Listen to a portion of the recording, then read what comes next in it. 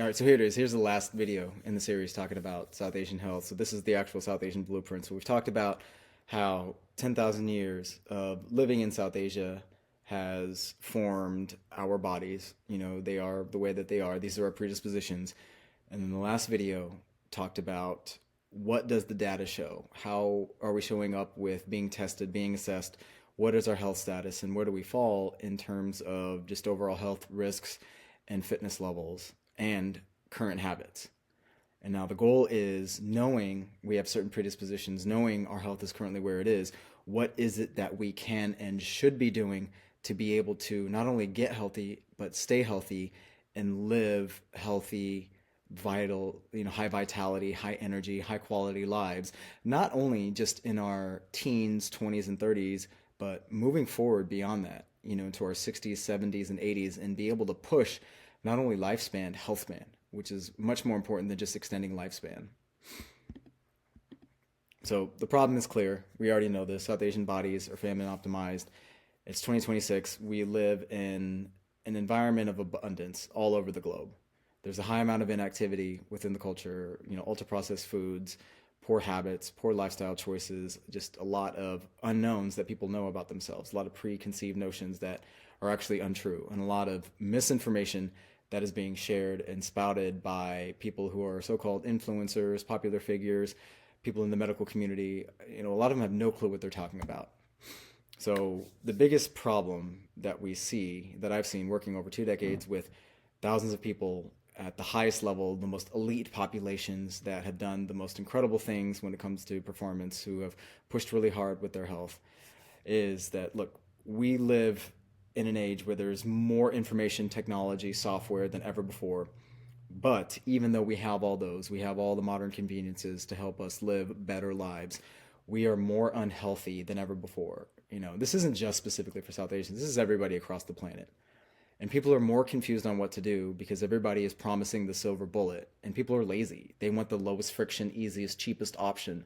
So they're going to believe anybody that speaks to them, writes good copy, markets really well, that promises the silver bullet. And it gives people hope, because hope is one of the main things that keep people driving along. And again, it's not limited just to a specific ethnic group, a demographic, or even age group. It's everywhere and everyone. The quality of practitioner, whether it's a doctor, whether it's a dietitian, whether it's a coach, is not up to par. There's poor education all around. There's poor development. There's way too much grouped think and not enough diversity of thought. Not enough actual people sharing information and experiences who are actually credible. You might be a doctor, but you look like crap, and you don't work with an elite population. You might be an influencer, but you have never worked with anybody else but worked on yourself. So why are you expecting to be the person people should listen to? It's the blind's continuing to lead the blind, and this is very, very common and rampant within the South Asian culture. So again, there's too much noise all around. If you're confused, then you're not the only one. I don't blame you. I've been there, but there's too much noise from everything. I don't want to list all of these, but here they are. You can pause it and read it for yourself, but this is the reality of it. Now, having worked, as I said before, with thousands of people over the course of 2 decades, I've observed 2 biggest issues when it comes to people's overall health. One is individual people lack proper education and knowledge because of all the noise that I mentioned before. It's already difficult enough if you're a doctor, if you're a practitioner, you're somebody that works and lives and has a career in health and fitness, to be up to date on everything. It takes multiple lifetimes to even crack the surface of the amount of information out there, understanding the human body and all the different nuances and all the different aspects of it. It could take you forever to learn about it and actually feel comfortable. That's just the truth. So people are always going to lack the amount of education and knowledge, not only individually, but also at the higher levels with coaches and practitioners. The second, and this is probably just as important, if not much more important, is people, and in this context, I'm talking about South Asians, lack self-awareness of their own habits, their own genetics and predispositions, their epigenetics, their physiology, and their health status. You don't know what you don't know, and most have no clue. A lot of people are walking around saying, well, I'm healthy.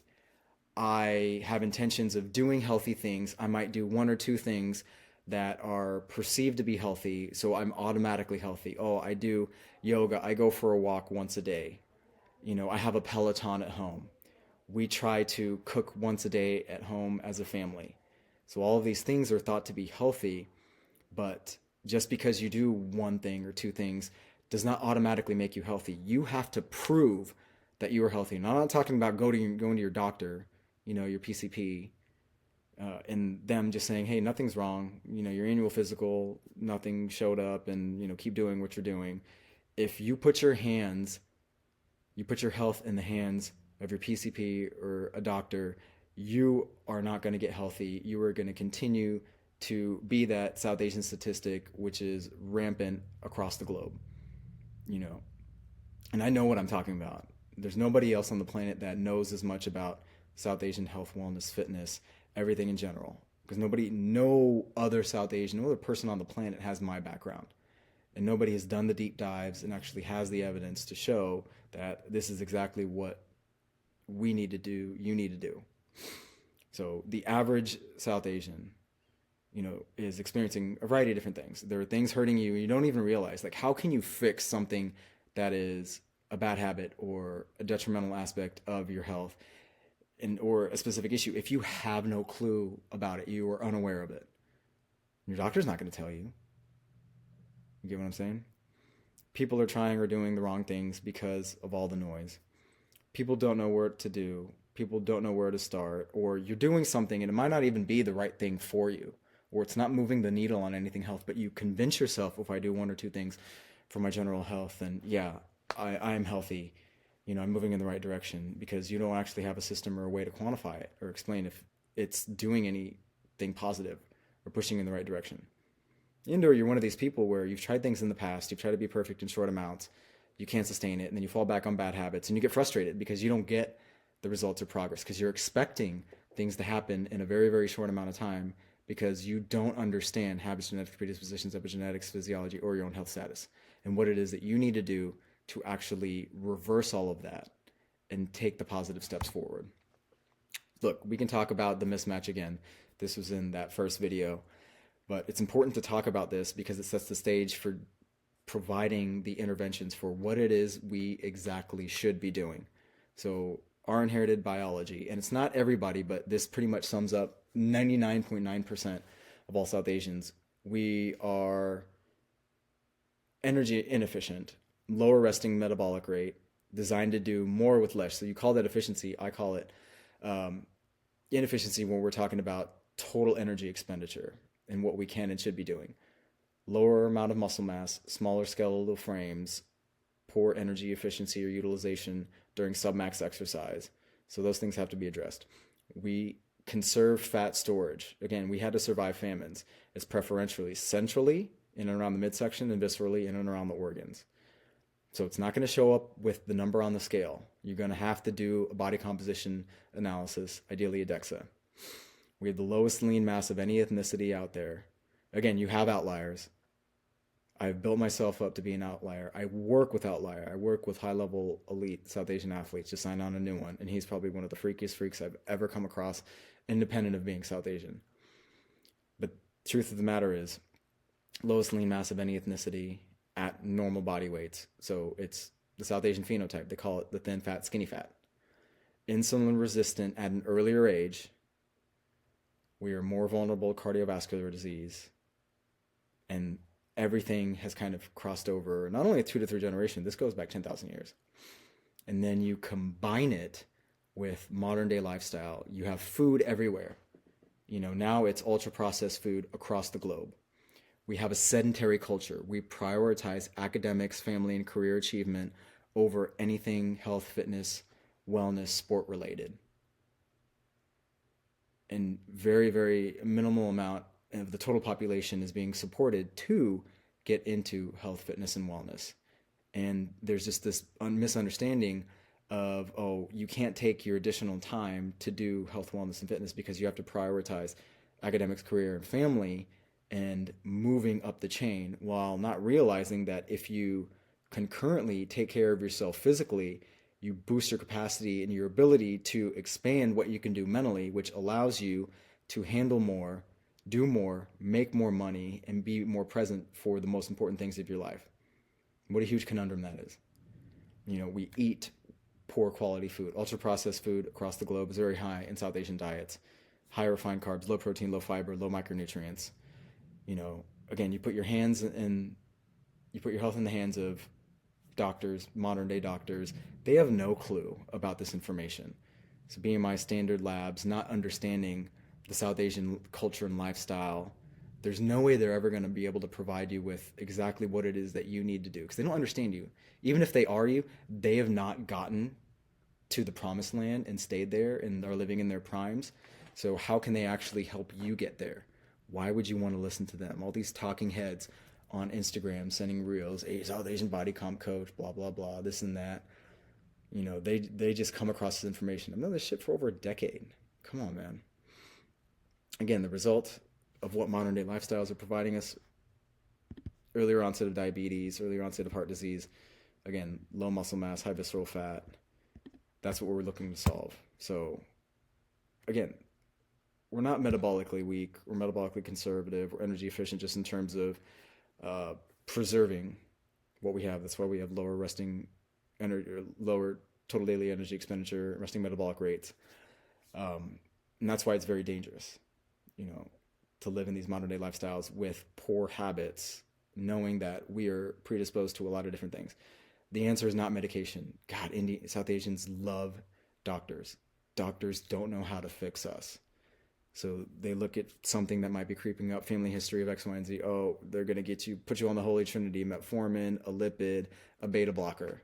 You think that's going to solve your health problems? No, absolutely not.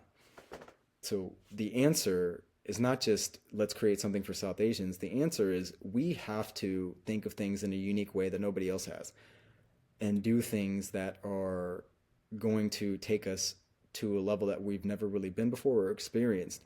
And it has to come from the highest level, the highest performing things. And this is what I've been able to create within Blueprint: are protocols, recommendations that have been tried and true and tested in elite sport, now applicable to modern day life. And it can be for anybody throughout the lifespan of a South Asian. It could be a South Asian athlete who's 13, 14, 15 years old. It could be somebody who's in college. It could be somebody who's career oriented. It could be a family person, and it could be an older South Asian adult. It works for everybody. So the answer comes from Blueprint, which is a performance health system that understands South Asian biology using the same frameworks that kept elite athletes healthy, functional, and resilient for decades. So let me talk about the framework. 3 fundamental equations, and then 5 pillars that you can integrate to assess where you are on your health journey and what you need to fix and focus on and work on. So, as I said before, it's built in elite sport, applied for real life. Nobody on the planet can say this, and or has done it or is doing it. I'm the only person, and not just from a South Asian perspective, from the entirety of health, wellness, and fitness on the globe. I'll put my credentials, my background, my work, myself, my current health status, what I look like, what I do, versus anybody on the planet, any talking head, any podcaster, whatever it is. And I'll win, because I know what I'm doing and I know what I'm talking about. So again, this comes from what's worked in elite NCAA programs. It's worked in the NFL at a place that people have not had success keeping these guys healthy. I'm the only one to do it. The only one. So the 3 core equations: health equals capacity minus stressors, performance equals capacity minus fatigue, and growth equals stress plus recovery.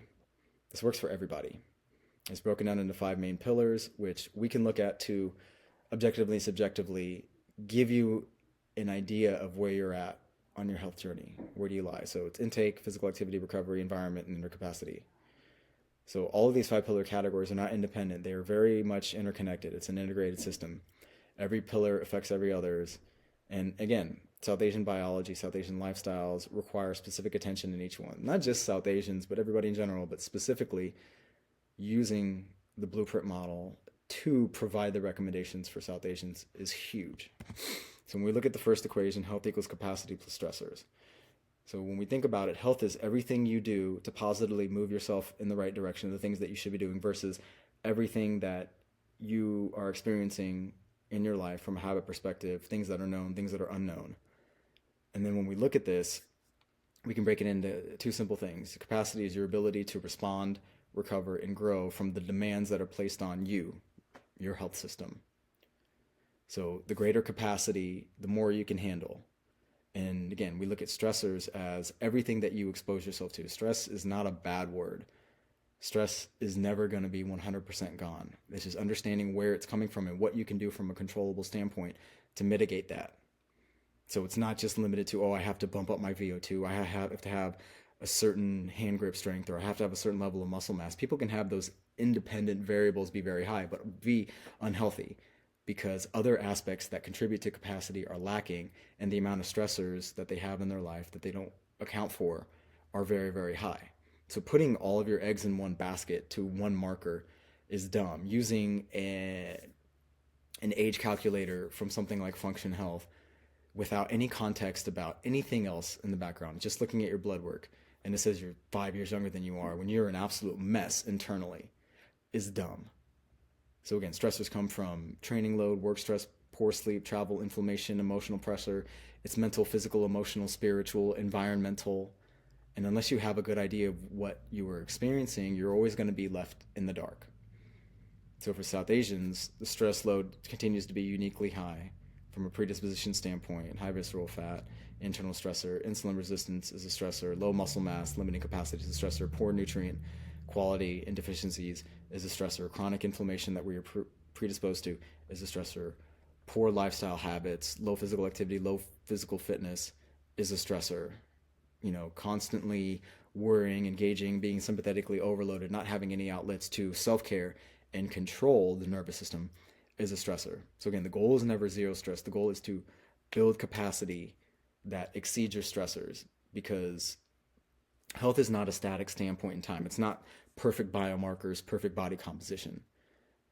Throughout your lifespan, you're going to experience a variety of different things. The stressors are going to come from completely different places. What you experienced as a kid, as a teenager, as a college student, as a young professional is very different than what you experience as, a married person, as a person with one kid, two kids, multiple kids, working in your career, getting older, traveling.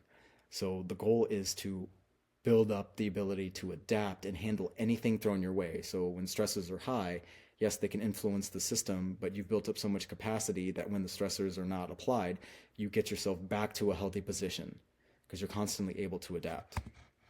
The next is the unique aspect of what Blueprint brings to the equation, because everything is pulled from elite sport. We're not talking about doing these weird things now to extend our lifespan by 5 or 10 years. The goal is, when I am working and when I was working with elite athletes, we have to perform here in the now. Tomorrow isn't promised. The lifespan of elite athlete is a very short window. So we don't have, 1 to 3 years to build on 5 years at the end of their career. We have to do everything now. So we have to be very smart. We have to be very intentional. It's very goal driven. It's KPI driven. We have to show progress, but we have to be realistic about the timeline. And everybody is on a different timeline based on a variety of different factors. One, we understand genetic differences and variances amongst people. Two, we understand people live different lives. Three, we understand people have different habits and they can either handle recommendations or certain things or they can't. So not everybody's going to progress at the same rate, but those that are very open-minded, that understand more about their own selves, that don't have as many blind spots, they're the ones that are more willing to take advice, to be coached, to do the things that might seem a little bit odd, do the things that not everybody else is doing. But the recommendations are always going to be very intentional. It's not looking at the 0.001 when the main big rocks of these 5-pillar foundations are not solid. You fix those first, you don't have to worry about a lot of the stuff down the line. And that's what ended up becoming very, very useful and valuable when working in this population. So the goal is to always perform here and now. Performance is capacity minus fatigue, or ability and skill level minus fatigue. So capacity is your fitness, strength, skill level, metabolic reserve, the ceiling of what you can produce. Fatigue is accumulated stress that temporarily suppresses the expression of capacity. So it's not just about who's the strongest athlete or who's the most aesthetic. It's about who can perform in the moment at their best for the longest period of time and mitigate where that fatigue is coming from. So the goal is always high capacity, low fatigue. Sometimes you get high capacity and high fatigue, which impairs performance. Low fatigue alone will give you the same output. For South Asians, we already know lower aerobic capacity, lower muscle mass, lower strength, lower fat oxidation. So that mean capacity starts compressed. So the goal is to build that up and being intentional and figuring out how do we build that up while coming up with controllable strategies to help mitigate fatigue. And it's not looking for massive changes in a short amount of time. It's slow progression over time. Because ultimately, if you watch the 2 videos that I presented before, we have to work harder to get the same results. That's just the reality of it. And once you understand that and you come to the conclusion, like, yeah, that sucks, but there's nothing you can do about that. I mean, there's a lot of great things about being South Asian, but there are also things that, are not inherently in our favor. Can't do anything about that. What is it I need to do in the here and now? And how much harder do I need to work? How much more consistent, not perfect, consistent do I need to be over a certain amount of time? What can I actually fit within my schedule? What habits can I lean on and start with and slowly build over time within those 5 pillars? So managing fatigue through recovery, nutrition, timing, sleep, proper training is critical to express what capacity can do. So capacity is built over months and years. Fatigue is managed week to week. Both matter. And the last is this fundamental equation, kind of talking about general adaptation syndrome. But growth equals stress plus recovery. So stress is some kind of positive stimulus. Is it physical stimulus? Is it challenging yourself mentally? So the stimulus must be sufficient enough to trigger an adaptation. So the body's like, hey, I've been stressed. Well, I need to build myself up to be able to handle that the next time it comes around.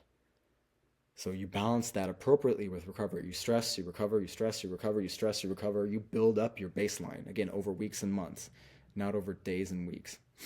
So recovery is everything: sleep, nutrition, movement quality, stress management, self-care.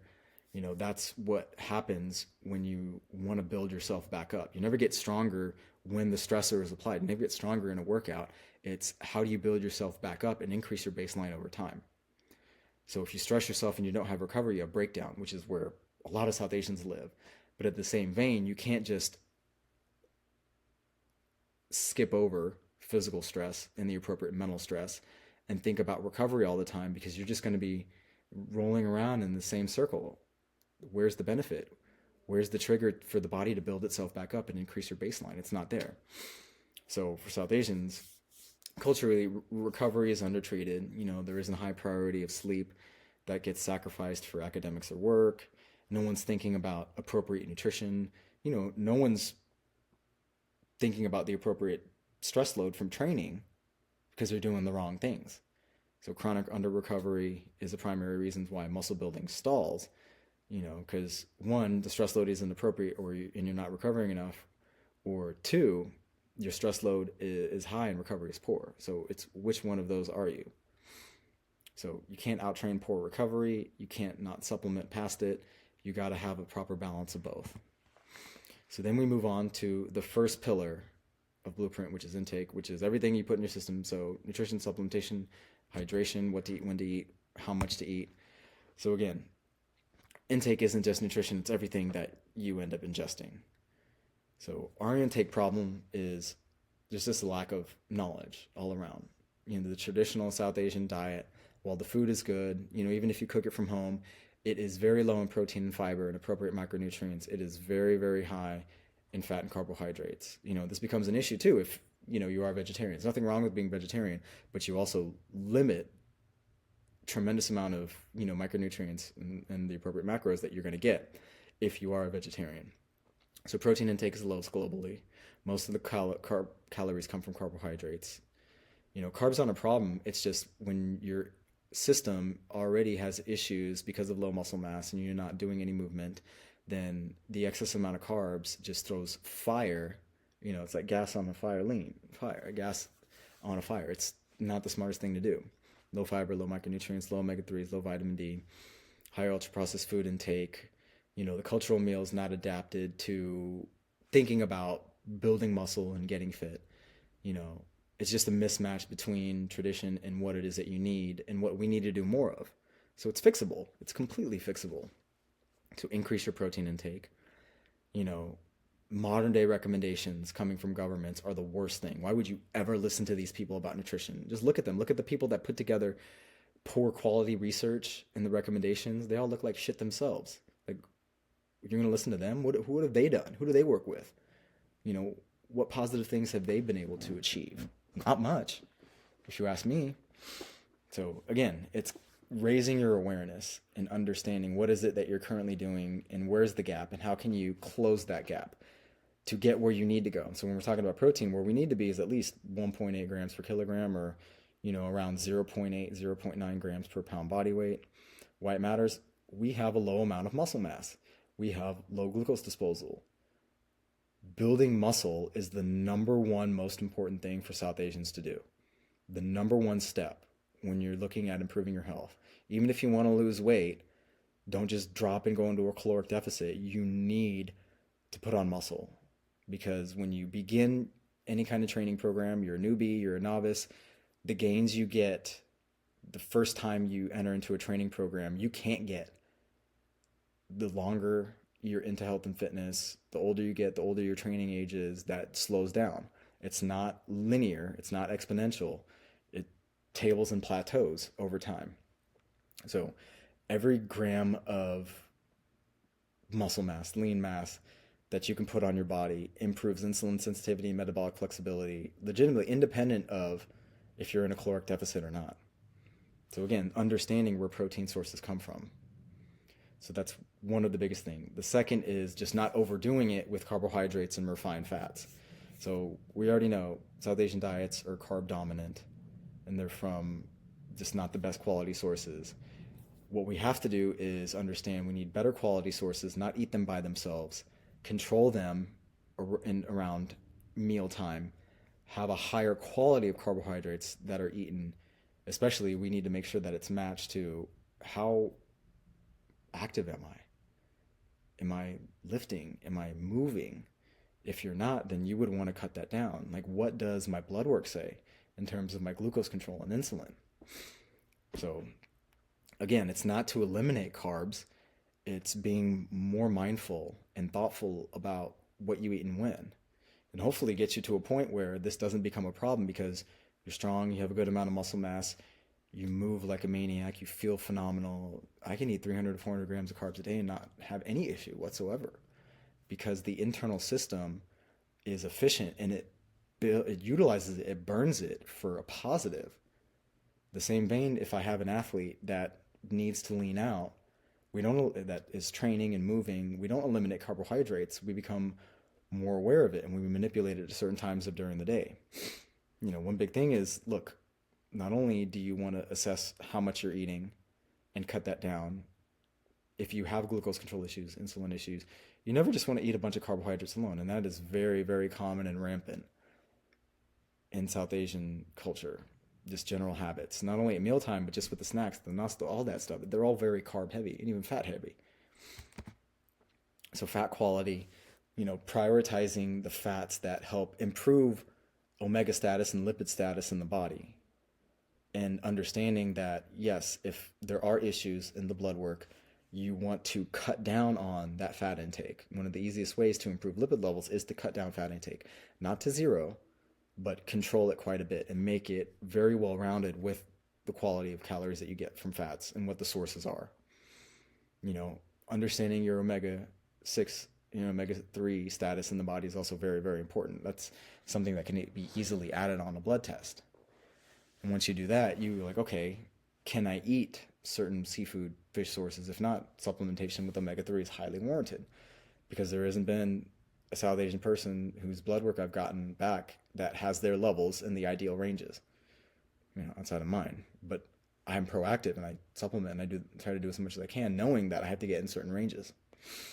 So micronutrients, it could be a long list of what I've seen in blood work, and also knowing our predisposition. So vitamin D and K2 is hugely important. Most South Asians are deficient. You're not going to get enough from the sun because of our skin tone, how dark we are. We don't absorb UVB as well as lighter skin people. Vitamin D is important for a variety of different reasons. And no, just listening to your doctor say you just have to get to 30, that's not ideal for our population.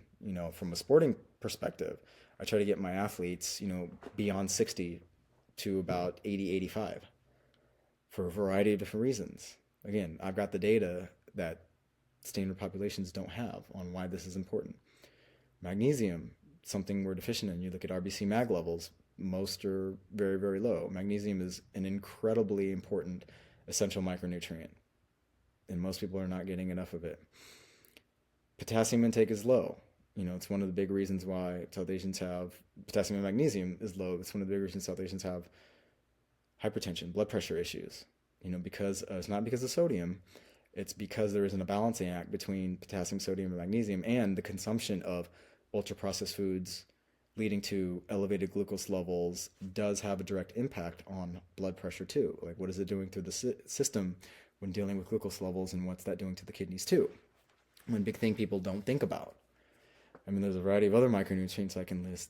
Zinc, making sure iron status is optimized and appropriate the way that it needs to be. There's a variety of different tests that can be done outside of just comprehensive blood work, which again, every South Asian should do at least twice a year, and not just the standard bullshit panels you're going to get from your doctor. You're not going to learn anything about your health there.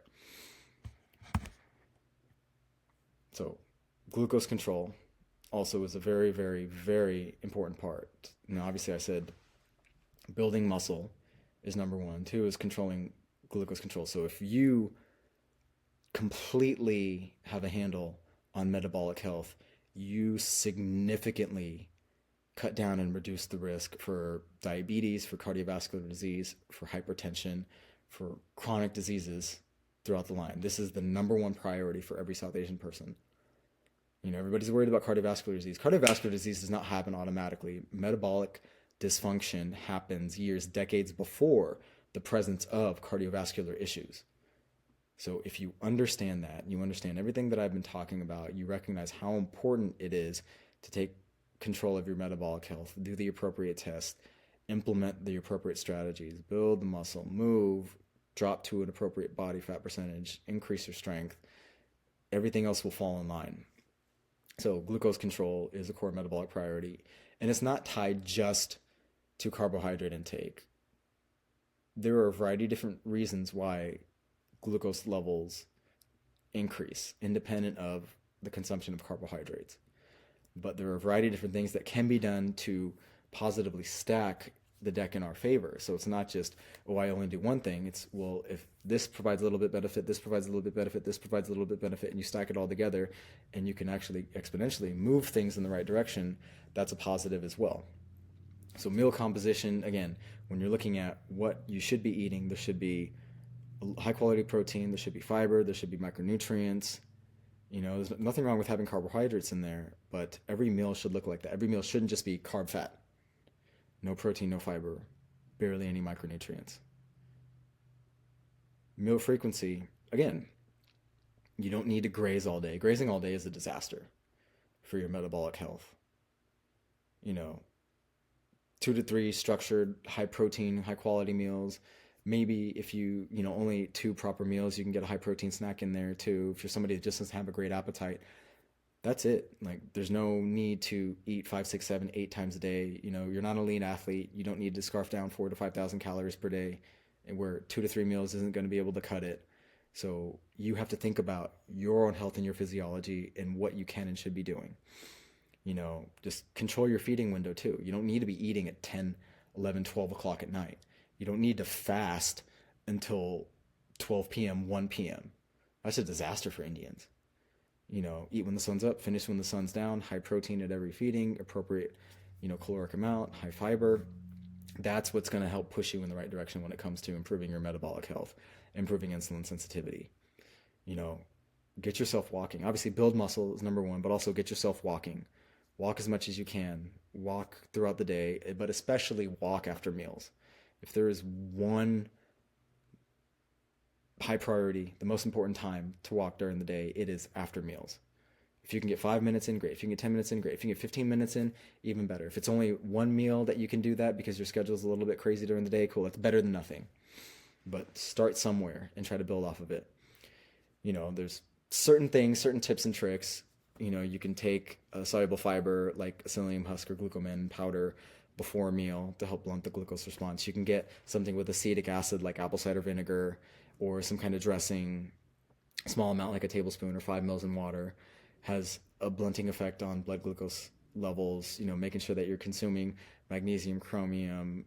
I mean, the laundry list of micronutrients and some of these conditionally essential amino acids, which have a positive impact on blood glucose levels, is long. Inositol, another really, really good one. But again, it's just understanding the most important things to do first and foremost. And results aren't going to happen overnight. It's not going to happen in 1 month. Might not even happen in 3 months, because of how much work we have to do. We have to work harder for a longer period of time, and how far behind the 8 ball you are. And this is poor habits that are compounded year after year for decades. You have to reverse all of that. And a lot of the issues are happening at the cellular level. We have to repair and fix the mitochondria. It's going to take 6 months. It's going to take 12 months. It's going to take longer than that to get to where you want to be. And understanding that and just saying, I just have to be consistent and I don't have to be perfect. I'm going to see some benefits. I'm going to see some positive along the way. It's not going to happen overnight. You have to come to that conclusion. And when you recognize that and you stick with it, you will get the results that you want. You just have to understand that. Moving on, physical activity. So, another thing I could have mentioned here is hydrate. I probably should have. Drink plenty of water. Every South Asian person that I work with, when I'm just like, hey, let's track how much fluid you're drinking, what kind of fluid, how much water overall. You're not drinking enough water. You take your body weight, if you're in pounds, and you divide by 2. So you multiply your body weight times 0.5 or 0.6. That's your baseline of how many ounces of water you'd want to drink per day. And then you add in, are you training? Well, you probably want another 12 to 24 ounces per hour, depending on how much you sweat out. So at least 75% of what you end up drinking should be filtered water. So again, that takes care of, for the most part, everything from an intake perspective. Now, physical activity. Physical activity is training, which can be strength training and aerobic training. It is movement and it is mobility. Those 3 main areas. So knowing what the data shows on us, lowest strength overall, lowest exercise capacity, we have the highest physical activity requirement. Remember what I said, to match 150 minutes a week of other backgrounds, we have to do 232 to 266 minutes per week. So if you're not hitting that, you're already behind the 8 ball. There's a high prevalence of inactivity, especially when you have free time. People aren't becoming active because it's not ingrained in the culture. It's not recommended. It's not, empowered within us. It's something you're just going to have to figure out and do it yourself. So general health guidelines are not sufficient for South Asians. And a lot of people just don't know what to do. Like, well, I heard I should probably start running. Oh, I'm going to take this Pilates class. I'm going to start yoga. I'm going to do a Barry's boot camp. I'm going to join CrossFit. I heard I should do high rocks, blah, blah, blah. No. The first thing you have to do is build muscle. Take 2 to 3 months, and at least the majority of what you should be doing, at least 2 to 3 times per week, is resistance training. Now, you don't have to kill yourself in the gym. You can use a variety of different modalities, methods, pieces of equipment to strength train. If you're a beginner, we can make it as simple as possible. If you're more advanced, challenge yourself. Get a gym or build a home gym if you can. So again, our training prescription must be higher in terms of just overall low intensity volume. It has to be more specific. It has to start with the resistance training. Doing conditioning and cardio alone will not fill the gap. That is not going to do anything to build muscle. It is actually potentially delaying progress and results and getting you to where you want and should be. There's nothing wrong with cardio. I love cardio, but build up the strength foundation first. Strength training is the number one most important thing. And if it starts with 1 time per week and then it goes to 2 times per week, over the course of a month or 2, and then it goes to 3 times per week, you don't have to lift 5, 6, 7 days a week. There is a prescription that can easily be recommended and followed, but we have to understand where you are at on your journey. So the only way to build muscle mass, you have to resistance train. And the combination of resistance training eating really well, higher amount of protein, recovering properly. Remember, growth equals stress plus recovery. That's what helps build muscle, especially if you're a newbie. Newbie gains are the best. You get the most in the shortest amount of time. And then it ends up tapering off. So if you're going to start training or doing something, don't worry about getting in a caloric deficit. Just worry about eating at maintenance, increasing your movement, and then resistance training. You can easily recomp. I've had clients do this. I ended up doing this, after a couple blocks with the client before we even got into a caloric deficit. He recomped. He dropped about 7 to 8 pounds of fat, added lean body mass, and he was like, I didn't even know that was possible. I thought I had to get down straight into a deficit. I'm like, we have to build up muscle mass and strength to start out with because we won't get that opportunity again. So building lean mass is the single most powerful metabolic intervention for a South Asian. That's the number one thing. More muscle mass, more glucose disposal, better insulin sensitivity. That's lower cardiometabolic risk. So again, you can start with 1 session per week and then get to 2 sessions per week. The sweet spot would be able to build up to 3 or 4. CrossFit circuit training, that's not going to get you what you need to do. You need progressive resistance over time. You need to get stronger from 1 session to the next by doing more reps or, increasing the weight that you end up doing. Once you've built the foundation, you layer on with cardiovascular training. Cardio is important. I love cardio. It's important. But again, we have to be methodical about how we do this. In the same way, if I have an off-season NFL athlete that comes to me and he's like, hey, I have to get bigger, stronger, faster, leaner, more resilient, more durable, stronger, all this stuff. I'm like, in 4 months? No. Let me assess you. Let me get your data, and I'm going to take you on a journey. This is our focus month 1. This is our focus month 2. This is our focus month 3. This is our focus month 4. You try to chase 6 rabbits at the same time, you get 0 rabbits. You get what I'm saying? So cardio is definitely important. Once you get into a groove with resistance training and figuring out, okay, I can allocate X number of days to lifting, and then I'm just going to walk. I'm going to move. That's the starting point. Once you get a handle on that, then we layer on, okay, maybe we can add in some zone 2 to build the aerobic base. We start with building the engine to layer on more on top of that, but we have to start with the foundation from a cardiovascular perspective. Low intensity, zone 2 stuff, you can do an incline walk, it could be on a bike. There's a variety of different modalities that you can use. Definitely using a heart rate strap is very, very beneficial because it allows you to understand where you're at in the appropriate zone instead of guessing. Guessing's not going to get you anywhere. And once you've been able to build up that system over the course of a few blocks, a few months, then thinking about layering in a higher intensity session, to push the VO2 max ceiling and increase your metabolic flexibility. You don't start bombarding yourself with a bunch of high intensity stuff. Your body, most South Asians' bodies are already absolutely a mess. Cortisol is dysregulated, inflammatory markers are high, your capacity is low, your ability to clear lactate is very, very poor. Got the data on all this, it shows up across the globe. So just hammering yourself with high intensity stuff is not doing any kind of benefit to you. You have to build the base, because once you've built up a good amount of muscle mass, you increase the amount of calories you can burn at rest.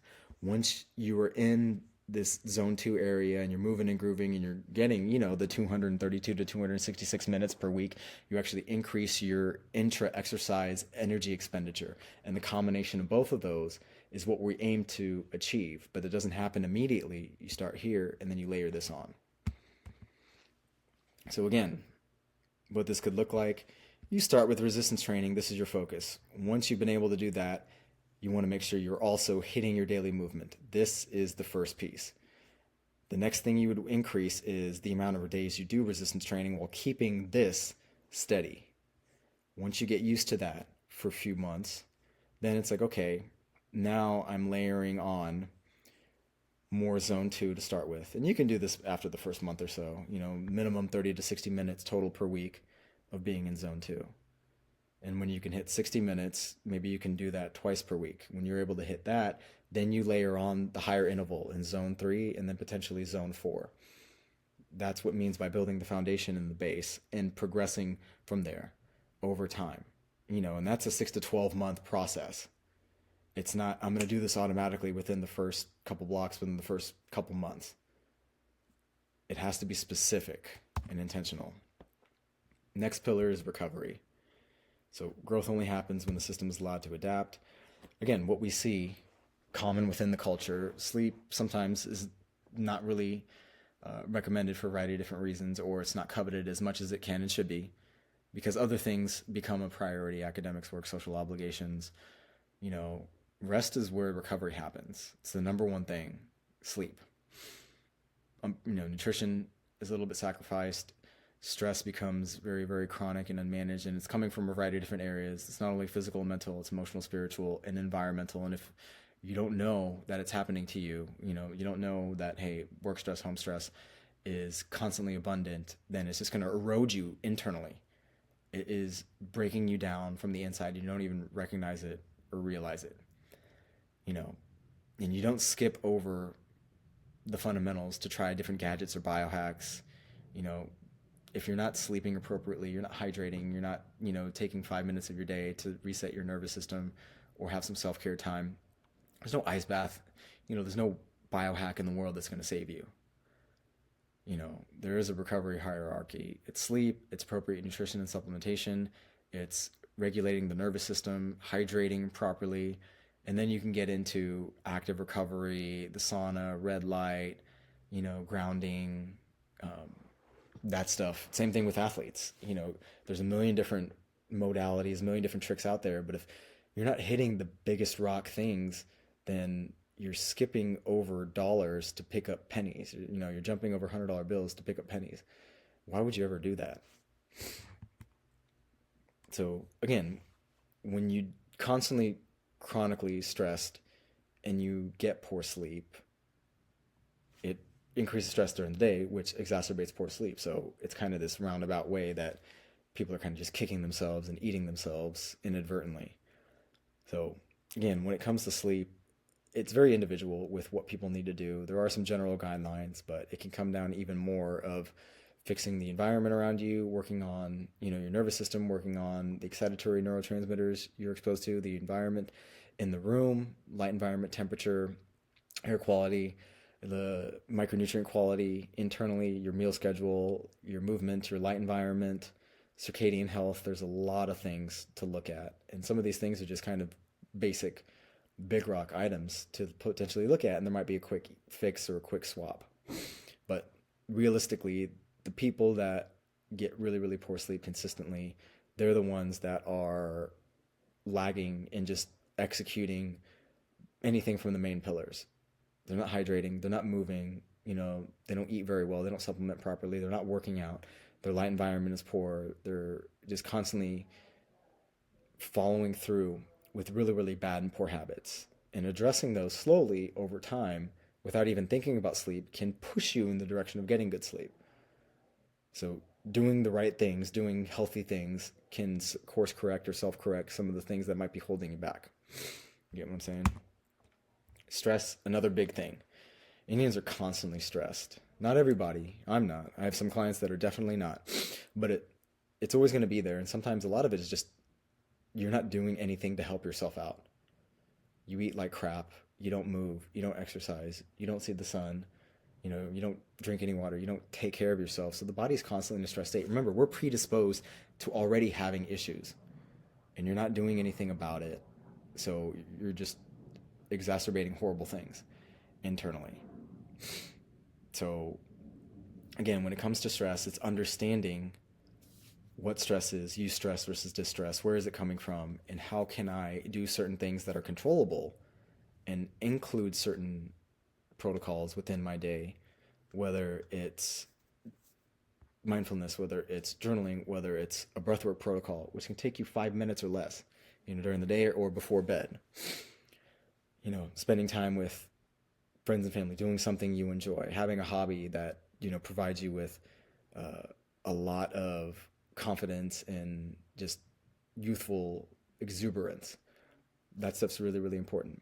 Yes, active recovery, mobility, these things are definitely very, very powerful. We know that South Asians have some of the lowest flexibility scores globally. Posterior chain tightness, this has been shown in a few different things that have come through with gathering data. But something as simple as going for a walk outside, doing some low intensity cardio on a bike, walking on an incline, doing some stretch routine, getting exposed to red light or infrared light, grounding outside.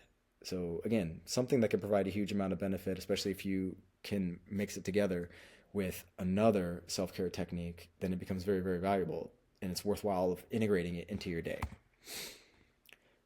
Next pillar is environment. So your environment shapes your biology constantly and silently. It's one of the biggest overlooked aspects of health in this day and age. So environment isn't just where you live. It's not just geography. So within Blueprint, environment is everything that surrounds your body and influences your body and your biology. It's light, it's temperature, it's your toxin exposure, it's your built environment, social context, cultural systems. It's everything that you come in context to. So some critical factors are light environment, making sure that you hopefully can see sunlight or get sunlight exposure. Not only does it help a little bit with vitamin D production, there's a variety of different beneficial aspects that happen once UVA and UVB rays are exposed to the body, to the skin. Yes, some can penetrate through clothing. Certain lighter clothing is better for that to happen with. Obviously, I'm wearing black, so I'm the best example right here. Regulating your circadian rhythm, that's a very, very strong positive thing. The built environment around you. Where do you work? Are you seated all day? Can you manipulate that to have a standing desk or a walking pad? Are you in front of screens all day? Do you ever get a chance to get outside? Are you interacting with people, especially people that support you and that love you, that provide you with a good amount of positivity in your life? That's huge. Food environment, how close are things to you? Chemical environment, this is a big missed one with microplastics, xenoestrogens, endocrine disruptors. Everything that you expose yourself to, for the clothing that you wear, to the products that you use, to where you store your food, everything from the BPA, all of that. Nowadays we have simple swaps, which is great. What company should you buy from? What kind of clothing should I wear? You don't have to spend any extra money because these companies are now becoming more prevalent, which is great. So as I said before, it's death by 1,000 cuts out there. And when you can mitigate as much of that while continuing to not have to work too hard, then that's a positive.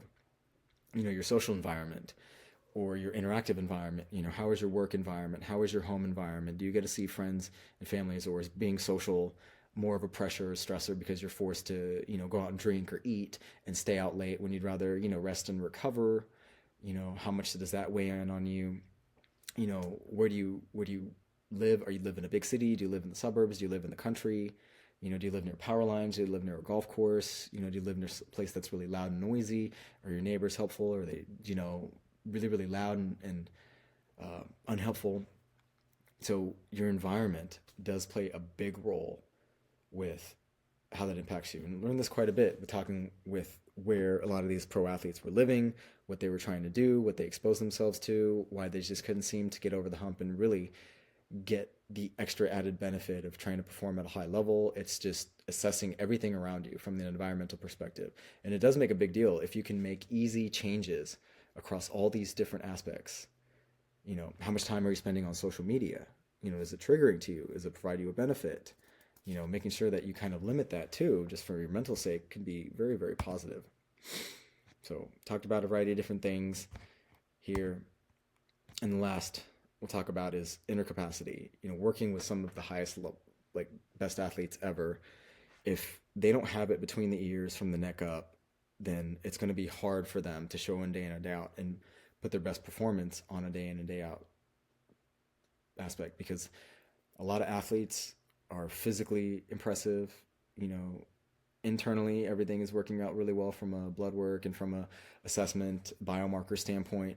But if they don't have confidence, if they don't have resiliency, if they don't have self-belief, then it slowly erodes you, because that has a direct impact with what that output ends up looking like, especially when you work in high elite situations, when everybody's really good, when the shit is hard, when you're going to be faced with adversity throughout the season, throughout your career, what you have in between your ears is very, very important. So inner capacity is the ceiling of the entire system. It's physical capacity, it's inner capacity. Both of it is connected. They are not mutually exclusive. They both support each other, and that's why it's an important pillar. So Every physical protocol is only as effective as the psychological and motivational infrastructure that sustains it. Elite sport, we've known this for decades. We've had some of the best sports psychologists who really know how to coach and deal with players, and coaches too, because these environments are very stressful. They're not built for the weak. And if you're weak, you're going to get chewed up and swallowed and spit out. So physical preparation without mental preparation produces athletes who just can't perform under pressure. You can't sustain discipline across an entire season. You can't adapt when adversity hits, and you can't recover from setbacks. For South Asians, this is very unique for us because we have that cultural identity in health. Everything is integrated between pleasing others.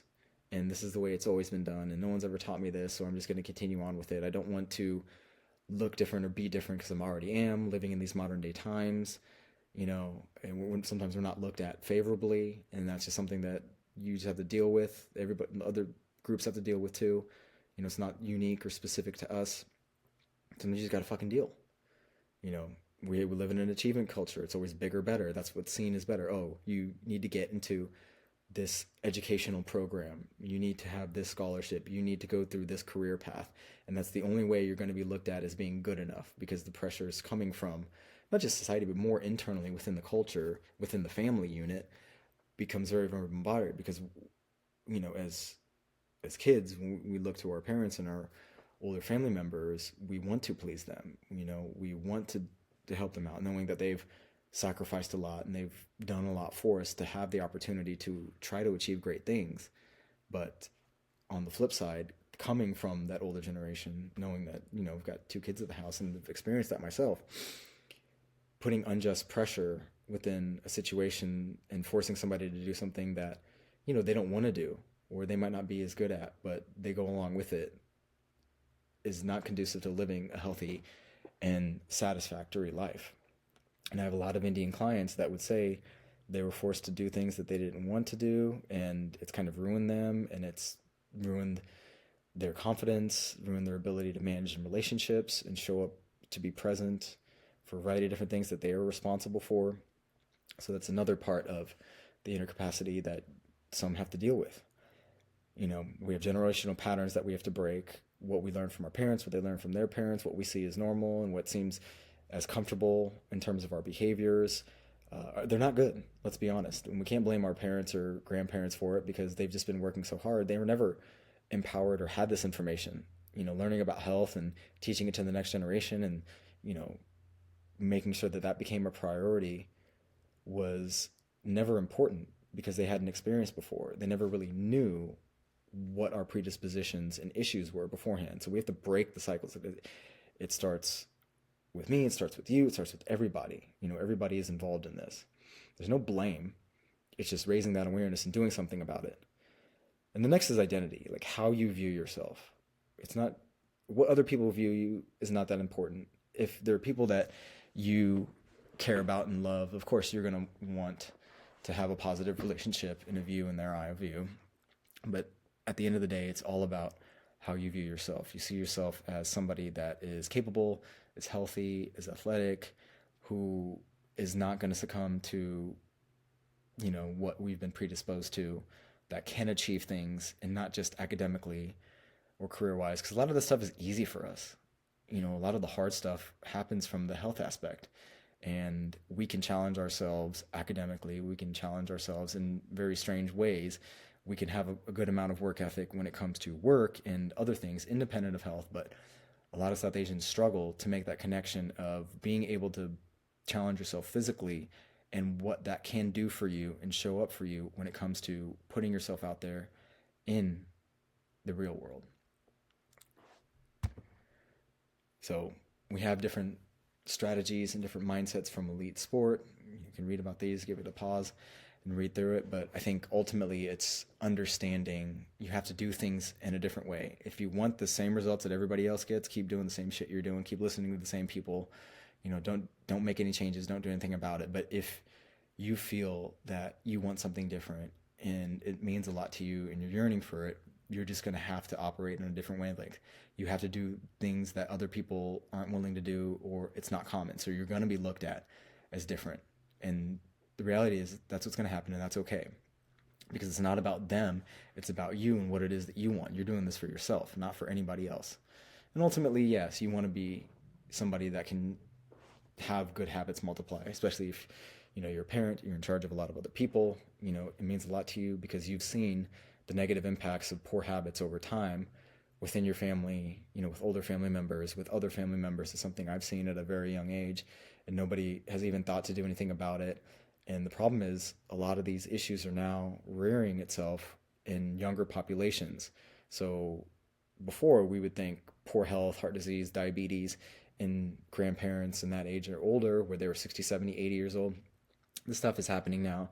People are having heart attacks in their 30s and 40s and leaving family members behind, leaving families behind, just because they weren't aware of all of the stuff that I've talked about in the previous videos, and also how to fix it right here and now. So in our culture, look, sacrifice of self for family is framed as noble. What we have to think about now, because we have the opportunity, because of what our older family members have done, to give us the chance to do great things, to redefine what it means to take care of your family. So that is building up your own health capacity, and then being able to show up and share that with others. So doing that for yourself is not selfish. It's generational.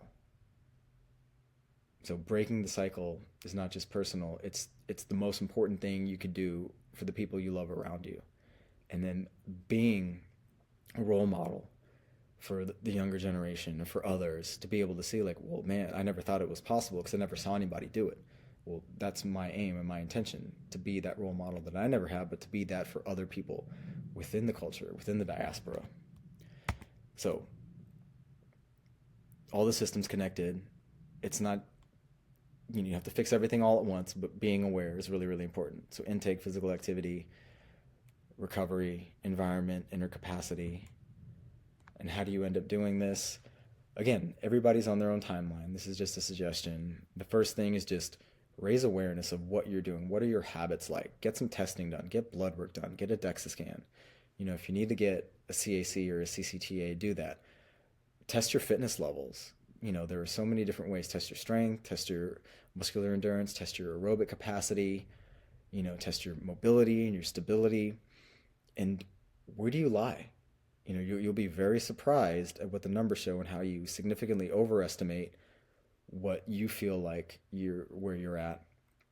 And that's very true. When I get data on clients, we get blood work, we get a DEXA scan, I have them do some fitness testing, and they're like, man, I never realized how bad things are. And good thing is we're checking it early. We're addressing it earlier. People in their 30s and 40s, instead of them continuing on for years and decades and potentially something disastrous happening.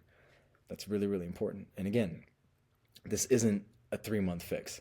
Everybody's going to be on their own timeline. They're going to be on their own journey. But ultimately, understanding what our predispositions are, understanding what your current health status is, and understanding what you can and should be doing right now, and integrating it into your schedule. And don't feel overwhelmed. Just start slow and build from there. And ultimately, that's what's going to push you in the right direction and get you away from what general South Asian health would probably leave you with. So, you have that biology. That biology is not your destiny, but only if you do something about it. So putting it all together within the Blueprint system and context in a unique way is my way of kind of sharing how we can fix South Asian health. So creating the South Asian Blueprint. So again, it's 3 equations, it's 5 pillars. The goal is to build a capacity that protects this generation, allows you to build strength, improve your capacity, and extend your prime, and do it in a way that has never really been shown or done within the culture ever before. And this is going to not only change the trajectory of, my generation, our generation, but every generation after. So when they do more research on us, when we do put out more data interpretations and assessments done, we don't fall short of being, the worst physically and metabolically across the globe, because that's where we're currently at, but that's not ultimately where we can and should end up being. But the first step is understanding where we are and implementing these strategies, and that's where Blueprint comes in.